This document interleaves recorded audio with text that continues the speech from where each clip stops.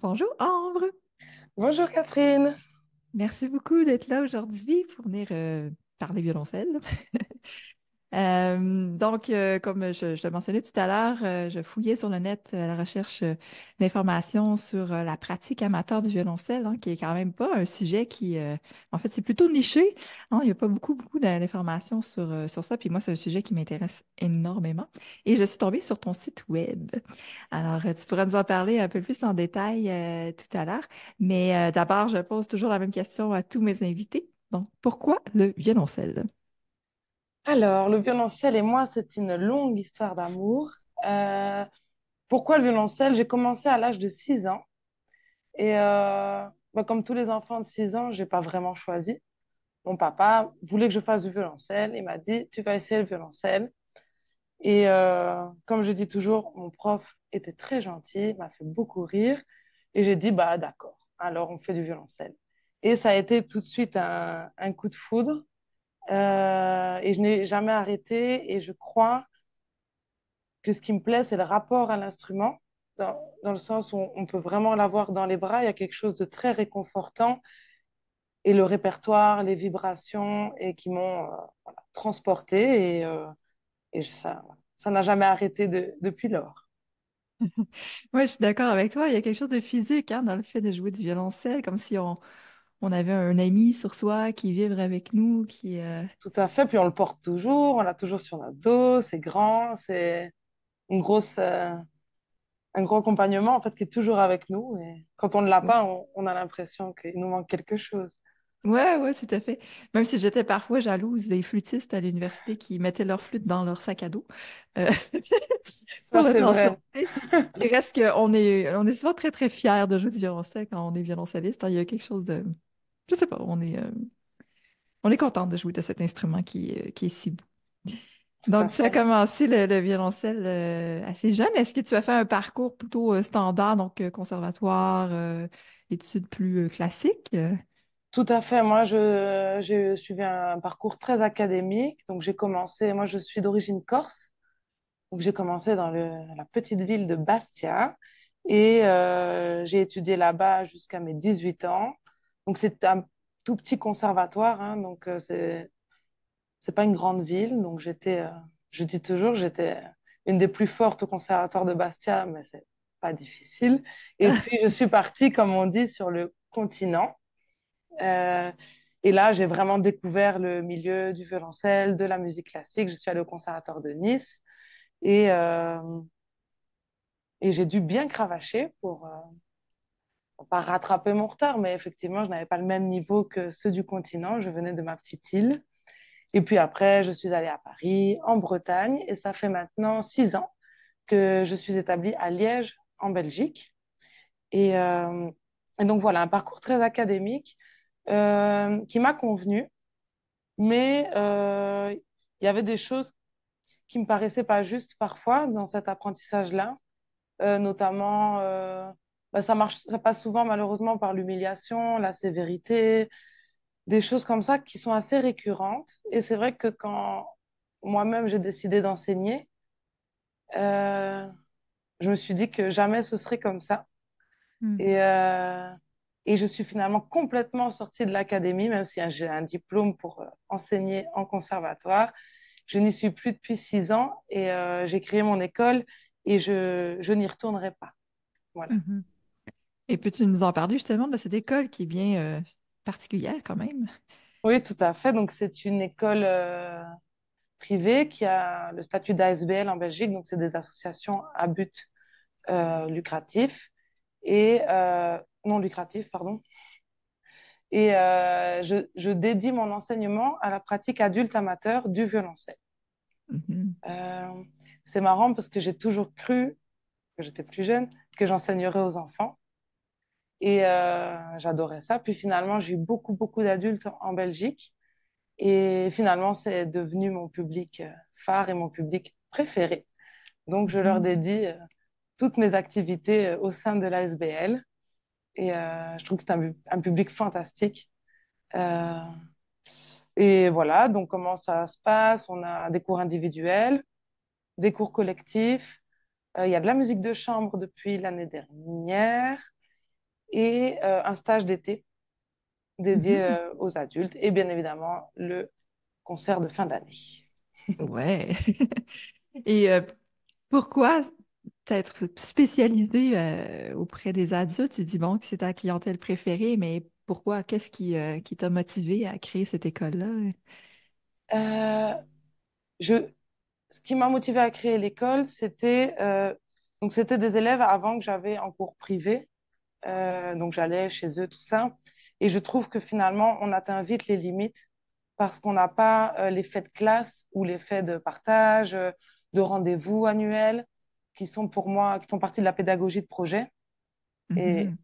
c'est, c'est très important, je crois, dans l'enseignement, d'avoir des projets ensemble. Donc ça, c'est ce qui m'a motivé à créer l'école pour centraliser en un lieu aussi. Et, euh, et après, pourquoi c'est mon public préféré?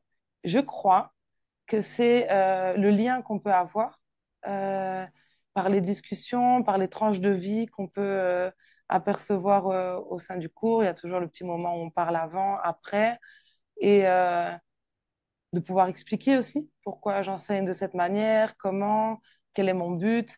Et c'est tous ces échanges, je crois, qui rendent l'enseignement aux adultes très, très, très riche et très porteur, et pour moi, en tout cas, très, très agréable. Et, euh, Mhm. et j'aime bien ça, ouais.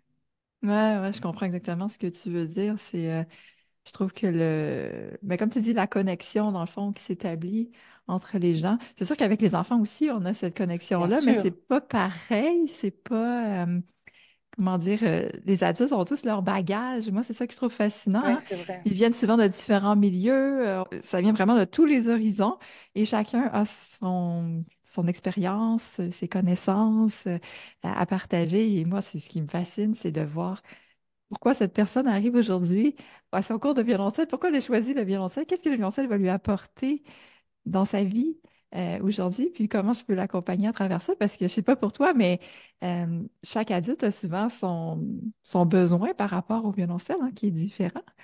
Tout à fait. Et c'est vrai que chacun y cherche et il trouve quelque chose de différent. Et c'est vrai ce que tu disais, je rebondis sur le fait que les adultes arrivent déjà avec un bagage. Donc, et c'est ça que j'aime bien aussi, c'est que le violoncelle est un vecteur de recherche de soi, en fait. Parce que comme ils Mhm, sont déjà ben, forcément euh, comme ils sont, quoi, avec leur éducation, l'école, eh bien, le violoncelle permet aussi la déconstruction de certaines choses ou la construction, ou de prendre ce bout-là de son caractère et d'essayer de le moduler, de le mettre. Et ça, c'est vrai que c'est très agréable. mhm. C'est ça, en fait, les gens se découvrent parfois Oui, tout à eux-mêmes fait. à travers le violoncelle. C'est quand même pas facile d'apprendre à jouer du violoncelle à l'âge adulte. Ben, je pense qu'enfant aussi, mais c'est peut-être qu'on est moins conscient de tout On ça. s'en rend moins compte, oui. Oui, c'est ça. Il y a comme une vulnérabilité hein, dans le fait d'être complètement débutant dans quelque chose, alors que souvent dans notre métier ou notre vie, on est vraiment compétent, on a plein de compétences. Puis là, d'arriver, puis de se sentir un peu démuni face au violoncelle, on dirait que ça ouvre quelque chose, comme tu dis, à l'intérieur de soi qui permet d'aller vraiment plus loin encore dans la découverte de nous-mêmes. Puis je trouve ça super, moi, de pouvoir accompagner les gens à travers ça. Je trouve que ça va au-delà de la technique du Bien violoncelle, sûr. d'apprendre à jouer les notes ou le répertoire. Donc, si je comprends bien, dans ton école, il y a aussi toute la dimension de communauté ou de Oui, partage qui est importante. oui, tout à fait. Alors, soit ils se rendent compte parce que les cours s'enchaînent et donc comme c'est en présentiel, ben, ils se voient. Sinon, il y a l'ensemble de violoncelle qui a lieu tous les mardis soirs. Donc là, on se réunit et elles se réunissent parce qu'il n'y a que des femmes dans cet ensemble. Oui, c'est souvent plus des femmes, hein? Il n'y a presque que des femmes. On n'est Oui. que deux hommes. Et on joue ensemble et ça permet de se raconter, enfin, voilà, un petit peu en attendant le cours, leur vie. Puis après, il y a des liens qui se créent aussi en dehors de l'école. Et puis, il y a le rendez-vous annuel qui est le concert où là, tout le monde est là, on joue tous ensemble, on est presque une trentaine sur scène. Et c'est chouette parce qu'on se rend compte aussi que, enfin, elles peuvent se rendre compte aussi qu'on a tous les mêmes difficultés, qu'on a tous, voilà, comme je dis toujours, qu'on est un petit peu tous dans la même merde. Ah! Oui. Moi, je suis dans le même bateau, c'est la même chose. Effectivement. Oui, mais ça, c'est une chose que j'ai remarqué aussi avec les adultes en particulier, c'est que chacun a l'impression d'être vraiment unique avec ses difficultés, de ne pas être à la hauteur. Bien Oui, sûr, mais je dis, ben non, fais juste parler aux autres. Moi aussi, j'ai un ensemble. Puis rapidement, elle se rend compte que, ah ben non, finalement, je suis pas seule hein, à trouver que c'est difficile telle chose ou c'est ça. Ou à me ça enlève. tromper, à faire des Ouais, c'est ça, erreurs. exactement. Ça enlève une grosse pression, je trouve, de ah ben, je suis normale. Ma progression est normale. Puis en fait, il n'y a pas de normalité comme Non. telle, c'est que chacun est différent, unique, il suit son propre parcours comme tel. Donc, à part l'enseignement, j'ai vu que tu avais aussi des ensembles, donc tu joues aussi. Oui, je joue aussi beaucoup. J'ai des ensembles où on m'appelle ponctuellement pour jouer de temps en temps, en quintette principalement, avec deux violoncelles ou quintette de violoncelle. Donc Oh, ça, c'est wow. chouette. Et sinon, j'ai un duo avec ma sœur qui est flûtiste, où là, on performe de la musique contemporaine et Mhm. en musique mixte. Donc, c'est-à-dire instruments acoustiques amplifiés et ordinateur. OK. Euh, et là, sinon, le projet qui arrive dimanche, parce que je pars dimanche pour presque 3 mois, Oh. c'est que j'intègre une production qui s'appelle Zazie dans le métro avec le Théâtre de Liège et c'est l'adaptation du roman de Raymond Queneau en comédie musicale. Donc, je suis dans les musiciens pour la comédie musicale. Et, euh, et donc, ça, c'est assez chouette. C'est le projet qui va arriver là. Et on tourne on a 35 dates et je crois qu'on fait, je ne sais pas, une dizaine de villes entre la France et la Belgique. C'est une coproduction. Wow. Donc, c'est C'est un assez très beau sympa. projet. Oui, oui. Donc, tu fais aussi un peu de. Ben, sans dire que c'est du pop, mais c'est moins classique comme C'est moins classique. musique. Là, on est dans le répertoire ouais, comédie musicale, vraiment dans les codes de cette esthétique-là. Et c'est chouette aussi. J'aime bien aussi. Moi, ce que j'aime le plus, alors j'adore la musique classique, je dis toujours, c'est ce qui me fait vibrer le plus, même si ça m'empêche pas de faire d'autres choses. Mais je crois, ce que j'aime le plus, c'est la transversalité des arts dans les projets. Et donc Mhm. là, c'est théâtre, chant, mise en scène, costume, musique. Et alors là, c'est génial parce qu'on fait un peu tout. Et, euh, et ça, vraiment, j'adore. Est-ce que toi, tu joues comme tel dans la pièce ou tu fais la musique uniquement? Je fais la musique et on a des petites interventions, les musiciens. Au OK. niveau, on a quelques phrases et des costumes et des petits rôles, mais pas autant que les comédiens. OK. Mais quand même, t'es pas dans la fosse, là, complètement anonyme, là, Ah non, tu es non, sur non, scène, je suis puis. sur la scène. Oui, oui, on fait partie du spectacle de manière enfin, intégrale, quoi. Ouais, ouais. Puis est-ce que tu trouves que le fait de justement réunir tous les arts comme ça magnifie en quelque sorte l'œuvre? Est-ce que ça apporte une dimension plus intense ou Oui, pour moi, je pense que ça permet de plonger dans quelque chose sans s'ennuyer, je parle pour des gens qui sont peut-être pas fanat des concerts qui durent 2 heures où on écoute juste de la musique. Parce que même moi, en tant que musicienne, des fois, bah, on se dit, oh, dis donc, c'est un peu long, alors que c'est mon métier. Donc je me dis, Oui. euh, ça permet de porter plus loin pour plus de public. Et pour moi, oui, ça magnifie la musique, la mise en scène, mais même dans des projets musicaux, même s'il n'y a pas de théâtre, à partir du moment où il y a une mise en scène ou une scénographie, pour moi, ça rend la chose plus intéressante, plus profonde, plus parlante aussi, et de Mhm. fait plus accessible. Oui, oui, tout à fait. Mais c'est bien que tu fasses vraiment tant de la musique comédie musicale, la musique contemporaine, avec l'intégration de l'ordinateur qui est quand même, j'imagine, assez. Ben, disons, c'est pas grand public, là. Je Non. me... Non, c'est souvent pas très grand public, ce genre de musique. Est-ce que tu fais aussi de l'orchestre ou... euh, Ouais, je fais un peu d'orchestre, mais ça, je suis vraiment appelée en remplacement, donc ça fait pas partie de... C'est quelques fois par an. Ça fait pas partie de mes projets avec lesquels je joue le plus. mhm, Mais j'en ai fait, j'en fais un petit peu. J'aime beaucoup ça aussi. Mais c'est vrai que c'est pas le milieu dans lequel je me meus le plus... mhm. pas le plus facilement, mais... j'aime beaucoup, mais c'est pas ce qui me fait vibrer, quoi. Ouais, je comprends. Vraiment, ouais. Et même dans le projet avec la musique mixte, là, que j'ai avec ma sœur, c'est autour des suites de Bach, donc ça permet d'avoir une base quand même que les gens, enfin, je sais pas s'ils vont l'apercevoir parce que la partition est tellement déformée, mais il y a quelque chose de connu en tout cas. Euh, et même sur ce projet-là, on a on travaille avec une scénographe en fait pour ajouter des décors qui bougent, des lumières, des allées, pour rendre une image en fait et que on- ça soit un petit peu moins indigeste pour, pour le public qui n'est pas prévenu. En musique contemporaine, c'est que ça peut être quand même difficile d'écoute et l'idée c'est de pouvoir Ouais. le porter au plus grand nombre en fait, même si on n'a pas les codes.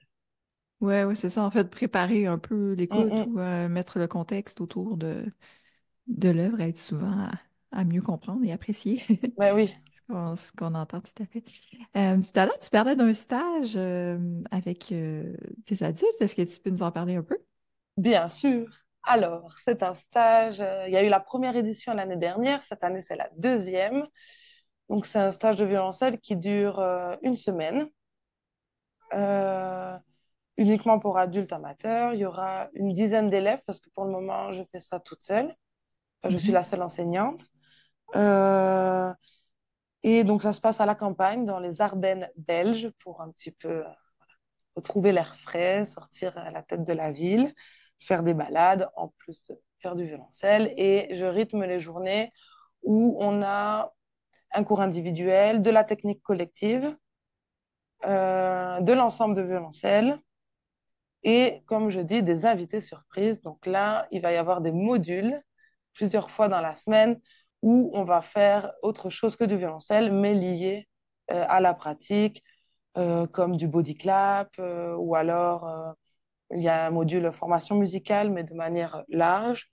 Euh, voilà. Et je n'avais pas encore tout ficelé, mais je pensais à du yoga ou de la posturologie aussi, avec une kiné spécialisée. Voilà, des choses qui font du bien, mais qui ne sont pas que du violoncelle pour un peu aussi parfois décrocher. Et c'est du 8 au 15 juillet. Parfait. Voilà. Alors, je mettrai le lien Ouais, c'est sur sous, mon site. c'est ça, pour les notes de l'entrevue.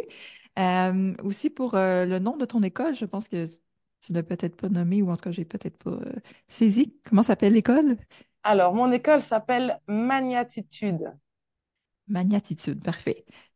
qui À s'écrit, Liège. voilà, à Liège. Et Magna, parce que mon nom de famille, c'est Tamagna et qu'on a la magnatitude. Voilà. Ah oui, excellent. C'est parfait. Ah, ben, je te remercie beaucoup d'avoir pris le temps de discuter avec moi aujourd'hui. Je trouve qu'on a plein de points communs. Ben oui, Euh, Cet intérêt pour l'enseignement aux adultes, puis le fait de vouloir aussi ne pas se cloisonner hein, dans un espèce de carcan. Souvent, notre formation classique qui nous trace la voie, puis on dirait qu'on ne peut pas en dévier, mais toi et moi, on est finalement, des bons exemples. c'est ça. Ben C'est oui, pas le cas. mes élèves sont d'ailleurs sur ta page, elles adorent. Enfin voilà. Et moi, je t'ai découvert par des élèves, en fait, donc c'était sympa aussi de Ouais, découvrir aussi ton univers et le boulot que tu fais, c'est vraiment chouette, quoi. merci. Si jamais tu viens au Québec, fais-moi signe qu'on puisse. Un échange serait quelque chose d'incroyable, si Ce on y serait arrive. vraiment chouette, vraiment. Tout à fait. J'aimerais bien aller en Belgique, je suis jamais allée, alors Ah là là, on on va pourrait ça. organiser ça. Oui, certainement. Alors, encore une fois, un gros merci. Puis, je vais sûrement suivre toi aussi tous tes projets Ben de près. merci. Alors, à bientôt. Oui, à bientôt. Au Merci à revoir. toi. Au revoir.